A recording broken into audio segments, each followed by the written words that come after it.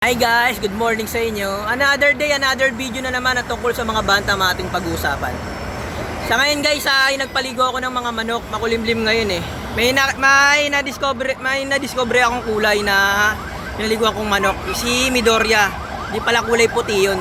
Medyo makulimlim ngayon, tingnan nyo. Ayun, na-prank ako eh. Kala ko maaraw, yung pala makulimlim. Pero tinuloy ko pa rin paligo kasi nabasa ako ng mga bantam ko. Oh, si Midoriya. Kala ko kulay puti talaga to. Yung pinaliguan ko, nabasa ako, lumabas yung tunay na kulay niya. May pagka parang brown siya. Ayun oh. Hindi pala talaga siya medyo puti. Talagang medyo brown siya. Ang ganda nga ng kulay pala talaga nito pag ito ay nagbinata na ng gusto. May papalit kasi ng balahibo eh.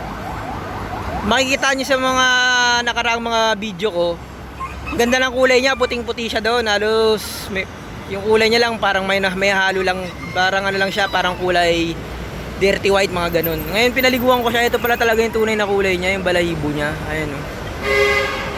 Naging parang khaki brown. May pagkawig dito sa lolo niya. Yung lolo niya hindi ko pa napapaliguan ko sana kaso makulimlim eh. Kaya ayun nga, ito pinaliguan ko. Na-prank lang ako ng araw, biglang kumulimlim, kaya pinaliguan ko sila. Kasi discover ko yung kulay niya oh. Parang kulay khaki. Ayan oh. Di pala talaga siya kulay puti. Kulay niya blue leg siya. Medyo nakapagtulo na siya eh, napatuluan ko na siya eh. Yan tunay na kulay pala talaga nito. Ngayon lang din ako nakita ng ganitong kulay na manok eh. Kahit sa mga panabong na manok, walang ganitong kulay eh. Ang ama kasi nito ay ang ina kasi nito ay blues, yung ginagamit yung hen. Tapos yung tatay nito ay isang binabaing itim. Yung palang kinakalabasan ng ganitong kulay na nila. Pag pinag-cross mo ganitong kulay kalalabasan. Yan lang guys ang ating video. Kung interesado po kayo sa mga ganitong video, mag-subscribe lang po kayo, like and share, comment. Sasagutin ko po yan. Yan lang po. Maraming salamat po sa panonood.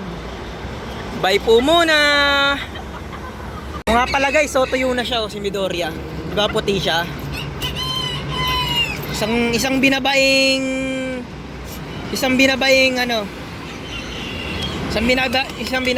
bantam na standard blue legs yan.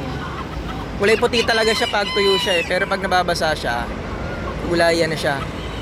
Kulay parang dirty white. Pero malabas na yung tunay na kulay niya eh. Antabayanan ko to. Sige po, yan lang po muna.